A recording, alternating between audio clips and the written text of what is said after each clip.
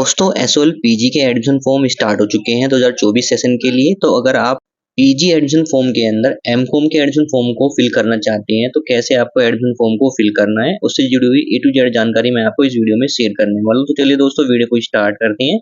साथ ही दोस्तों अभी तक आपने चैनल को सब्सक्राइब नहीं किया, सब्सक्राइब जरूर कर लीजिएगा। वीडियो अच्छी लगे वीडियो को लाइक और शेयर जरूर कीजिएगा। तो देखिए दोस्तों, एडमिशन फॉर्म को फिल करने की सबसे पहले हमें एसओएल ड्यू की मेन वेबसाइट पर जाना है। वेबसाइट पर जाने के बाद एक टॉप में ऑप्शन मिलता है आपको यूजी, पीजी और एमबी एडमिशन के ऑप्शन मिल जाएंगे।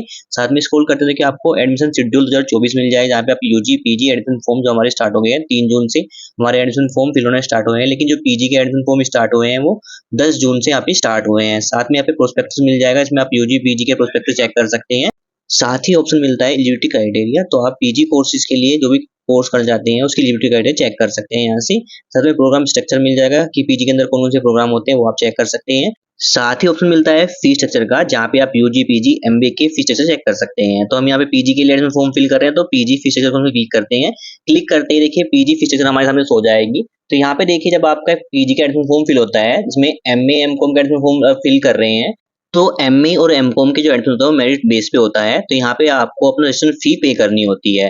तो यहाँ पे अगर आप जनरल कैटेगरी से हैं, ओबीसी कैटेगरी से हैं या फिर डब्ल्यू कैटेगरी से हैं तो आपको 250 रुपये पे करना होगा। अगर आप एससी एसटी पीडब्ल्यू कैंडिडेट हैं तो आपको 100 रुपीज का पेमेंट देना होगा, जो कि रजिस्ट्रेशन फी होती है। रजिस्ट्रेशन फी पे करने के बाद आपकी एडमिशन फॉर्म के लिए मेरिट लिस्ट लगाई जाती है। अगर मेरिट लिस्ट में आपका नेम आता है तो आपको आपके प्रोग्राम की एडमिशन फीस बाद में पे करनी होगी, जो कि स्टेप 1 का जो प्रोसेस मैं आपको इस वीडियो के अंदर बताने वाला हूँ।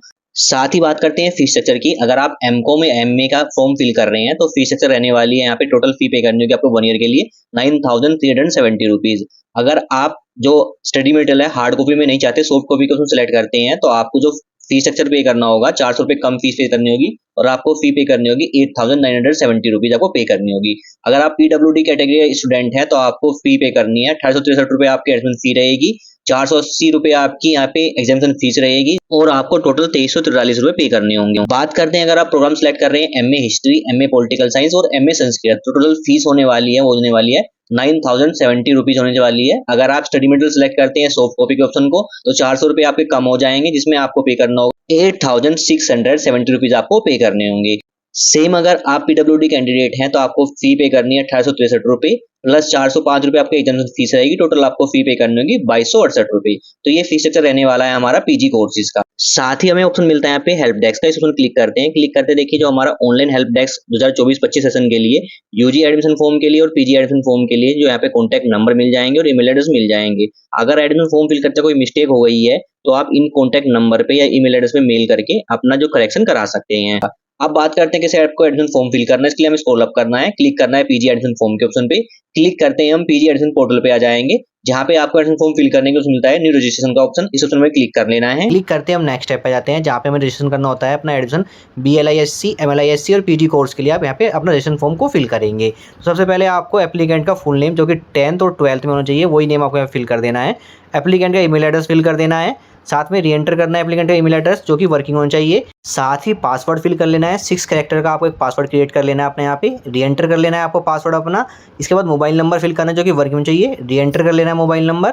इसके बाद राइट कैप्चा फिल करना है और फिर रजिस्टर के ऑप्शन में क्लिक करना है। क्लिक करते ही हमारा रजिस्ट्रेशन प्रोसेस कंप्लीट हो जाएगा और हमारे ईमेल एड्रेस पर एक OTP सेंड किया जाएगा, जिसको हमें OTP के ऑप्शन में फिल कर लेना है। तो आपको अपना मेल चेक करना है, उस पर एक OTP आएगा, उसको आपको OTP के ऑप्शन में आपको अपना OTP फिल कर लेना है, राइट कैप्चा फिल करना है और फिर सबमिट OTP के ऑप्शन में क्लिक करना है। क्लिक करते हैं हमारा अकाउंट वेरीफाई हो जाएगा सक्सेसफुली। अब हमें यहाँ पे लॉगिन करना है। तो आपने जो रजिस्टर ईमेल एड्रेस आपने फिल किया था अपना, वही ईमेल एड्रेस आपको फिल करना है। पासवर्ड जो आपने क्रिएट किया था वो फिल कर लेना है, राइट कैप्चा फिल करना है और फिर लॉगिन का ऑप्शन क्लिक करके हमें लॉगिन कर लेना है। लॉगिन करते ही देखिए हम डैशबोर्ड पर आ जाएंगे, जहाँ पे देखिए लेफ्ट साइड में आपको ईमेल एड्रेस और मोबाइल नंबर शो करेगा और आप यहाँ पे कॉन्टैक्ट कर सकते हैं हेल्प डेस्क नंबर पे। साथ में राइट साइड में आपको प्रोफाइल डिटेल शो करेगी। तो अब हमें अपनी यहाँ पे प्रोफाइल डिटेल को कंप्लीट करना है। तो ऑप्शन मिलता है कंप्लीट प्रोफाइल, इस ऑप्शन पे हमें क्लिक करना है। क्लिक करते ही हम नेक्स्ट स्टेप पे जाएंगे, जहाँ पे हमें देखिए 3 स्टेप में अपनी प्रोफाइल डिटेल को कंप्लीट करना होता है। तो पहला स्टेप आता है हमारा प्रोफाइल डिटेल का। तो यहाँ पे हमें अपनी पर्सनल डिटेल फिल करनी है। सबसे पहले आपको फर्स्ट नेम, मिडिल नेम और लास्ट नेम एप्लीकेंट का यहाँ पे फिल कर देना है। इसके बाद एप्लीकेंट का जेंडर क्या है वो आपको सेलेक्ट कर लेना है। डेट ऑफ बर्थ फिल कर लेनी है एप्लीकेंट की। एज कितनी हो गई है वो अपने आप पे ऑटोमेटिकली फिल हो जाएगी यहाँ पे। साथ में कैटेगरी क्या है आपकी, जनरल कैटेगरी है तो आपको अनरिजर्व सेलेक्ट करना है, जो भी कैटेगरी आपकी आप सेलेक्ट कर लीजिएगा। इसके बाद मिलता है ईमेल एड्रेस पहले से फिल रहेगा, अल्टरनेट ईमेल एड्रेस आप फिल करना है तो फिल कर सकते हैं, तो इसको स्किप कर सकते हैं। मोबाइल नंबर पहले से ही फिल रहेगा, अल्टरनेट मोबाइल नंबर आप देना चाहते हैं तो फिल कर सकते हैं, अदरवाइज इसको स्किप कर सकते हैं। इसके बाद ब्लड ग्रुप सेलेक्ट कर लेना है, आपका कौन सा ब्लड ग्रुप है वो आप सेलेक्ट कर लीजिएगा।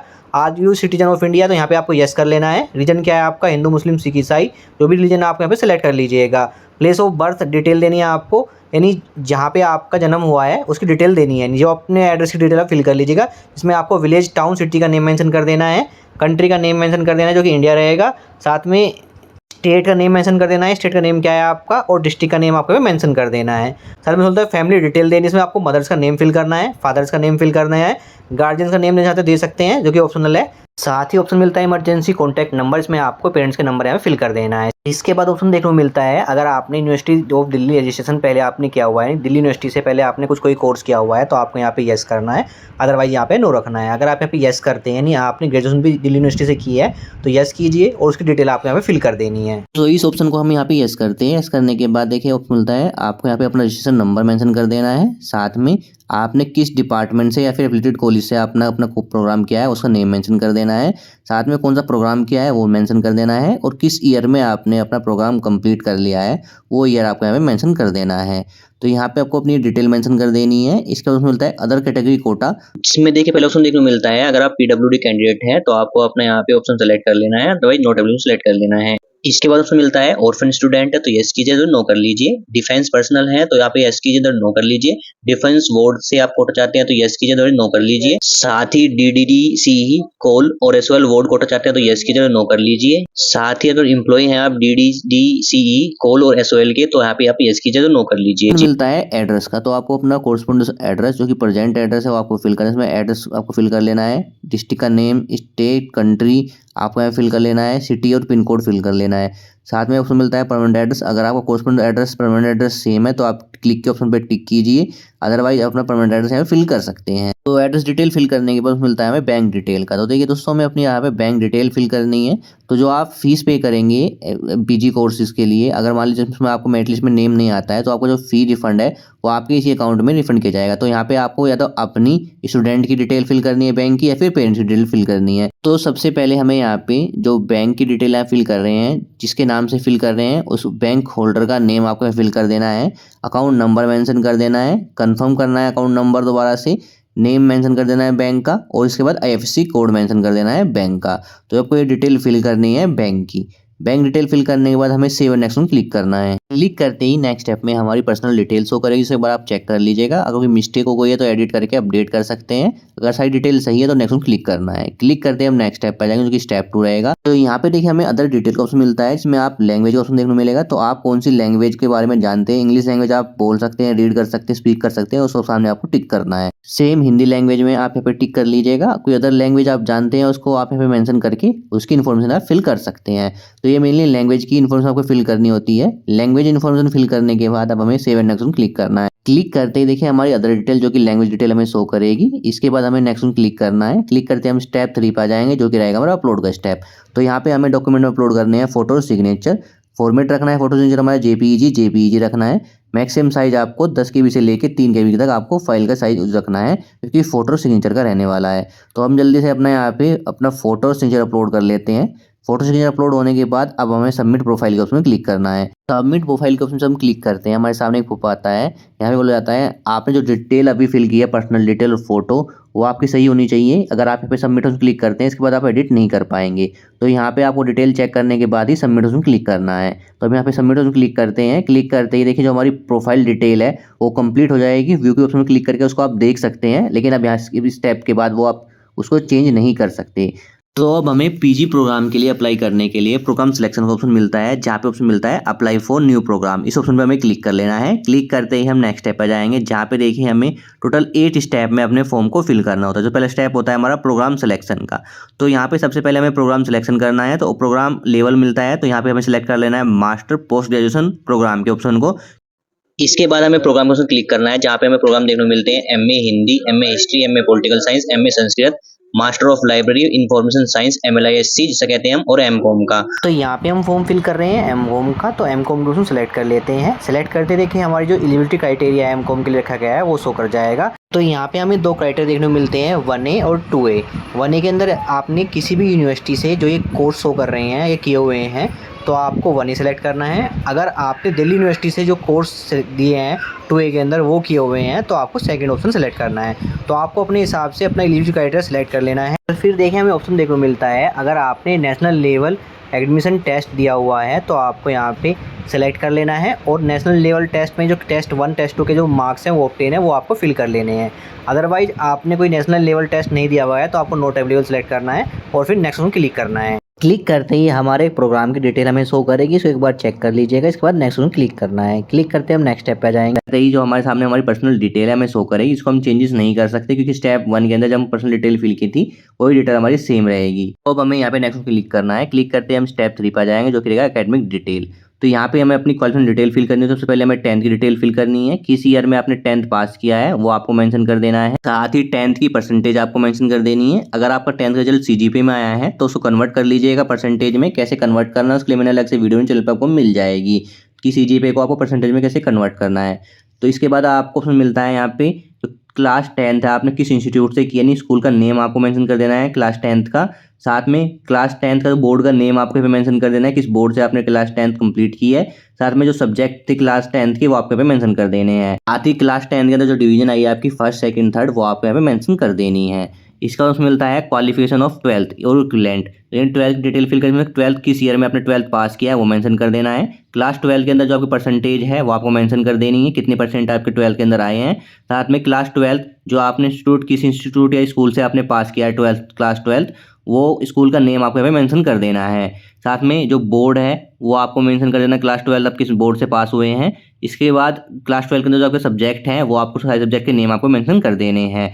क्लास 12 का जो आपकी डिवीजन है वो क्या है, फर्स्ट सेकंड या थर्ड वो मेंशन कर देना है। अच्छी ऑप्शन मिलता है क्लास 12 आपने मैथमेटिक्स से पास की है तो आपको यहाँ पे यस करना है, अदरवाइज नो कर देना है। इसके बाद ऑप्शन मिलता है क्वालिफिकेशन डिटेल ऑफ ग्रेजुएशन और इक्विवेलेंट। यहाँ पे पहला ऑप्शन मिलता है ग्रेजुएट क्वालिफिकेशन स्टेटस। अगर आपने ग्रेजुएशन कंप्लीट कर लिया तो पास सेलेक्ट कीजिएगा, अगर आप कर रहे हैं तो अपीयरिंग का ऑप्शन सेलेक्ट कर लीजिएगा। तो अगर आप अपीयरिंग के ऑप्शन सेलेक्ट करते हैं तो आपको जो परसेंटेज है ग्रेजुएशन की वो फिल करने की जरूरत नहीं है, वहाँ पे 0 0 शो कर जाएगा।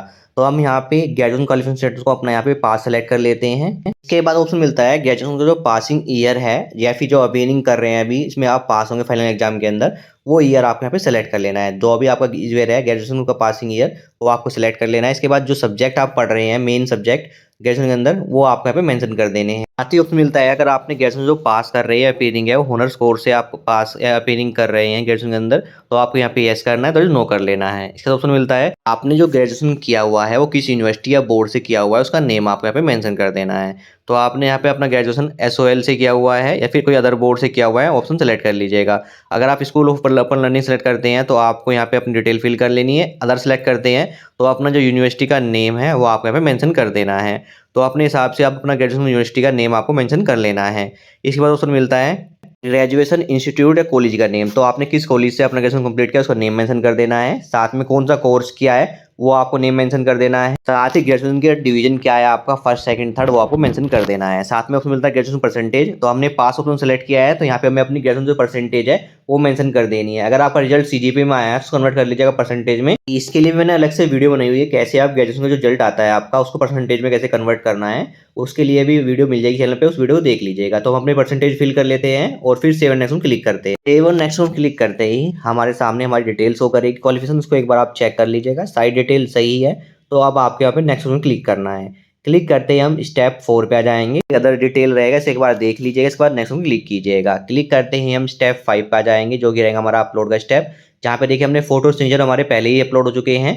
अब हमें अपने यहाँ पे क्लास 10th 12th और ग्रेजुएशन की यहाँ पे मार्कशीट अपलोड करनी होती है। तो अगर आपका ग्रेजुएशन का भी मार्कशीट आपके पास नहीं आई है तो फाइनल ईयर का जो रिजल्ट होता है आपका वो आप यहाँ पे अपलोड कर सकते हैं। तो हम यहाँ पे क्लास 10th 12th और ग्रेजुएशन की मार्कशीट अपलोड करेंगे। इसमें देखिए फॉर्मेट हमारा JPEG और PDF रहेगा। मैक्सिमम साइज आपको 10 KB से लेकर 3 MB तक फाइल यहाँ पे अपलोड कर सकते हैं। यहाँ पे आप अपने डॉक्यूमेंट अपलोड कर लीजिएगा। डॉक्यूमेंट अपलोड होने के बाद हमें प्रीव्यू के ऑप्शन पे क्लिक करना। क्लिक करने के बाद प्रीव्यू के ऑप्शन में हमारी जो डिटेल है सारी वो शो कर जाएगी। तो 1 by 1 करके आपको अपनी सारी डिटेल चेक कर लेनी। डिटेल चेक करने के बाद हमें स्क्रॉल करना है और ऑप्शन देखो मिलता है हमें यहाँ पे प्रीवियस, यानी आप प्रीवियस जाके अपनी डिटेल चेक कर सकते हैं। अदरवाइज आपकी सारी डिटेल सही है तो ऑप्शन देखने को मिलता है हमें यहाँ पे पे फी का।